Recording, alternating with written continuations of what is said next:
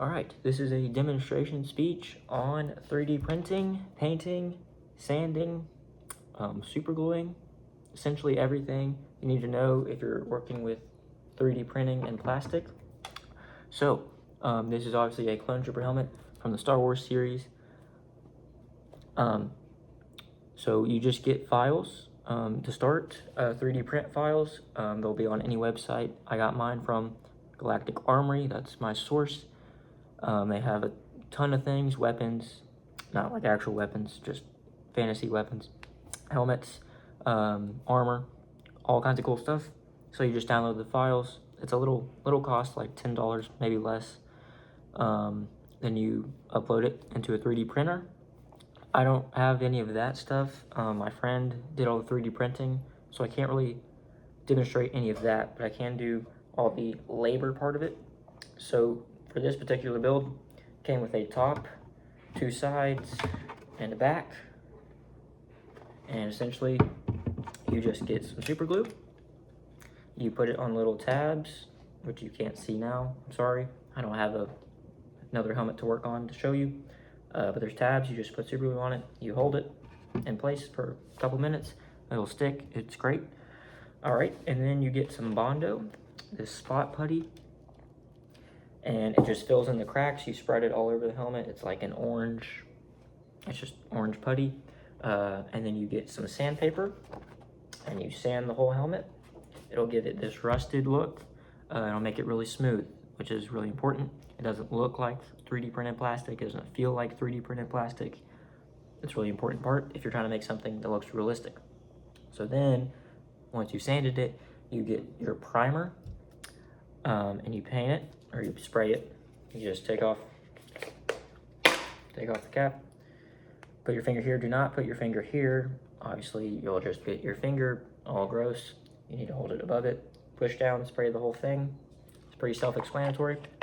As far as what color to do for primer, it's not too important. If you're trying to do something white, the best is light gray or a white primer.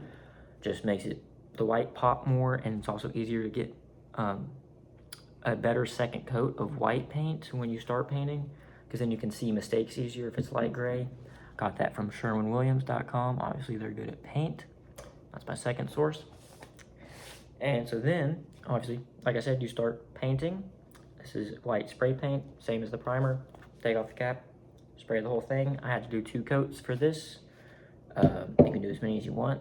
Don't obviously overflow anything, right? And then this is the fun, long, difficult part, where you get some painter's tape, and you essentially tape and cover everything that you want to stay your base color, in this case white.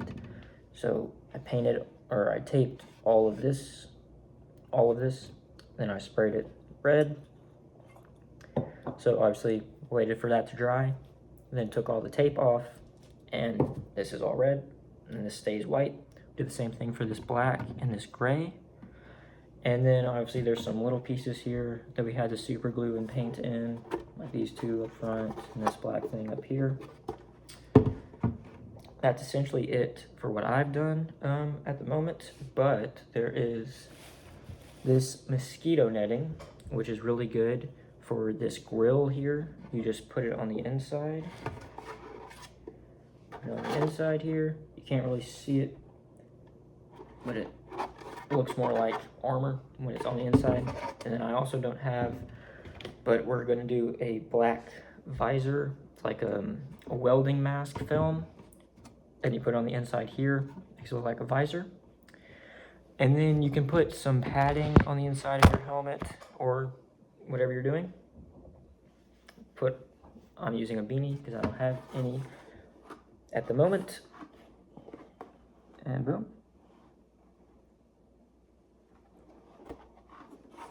Looks great. So obviously that's a very specific task.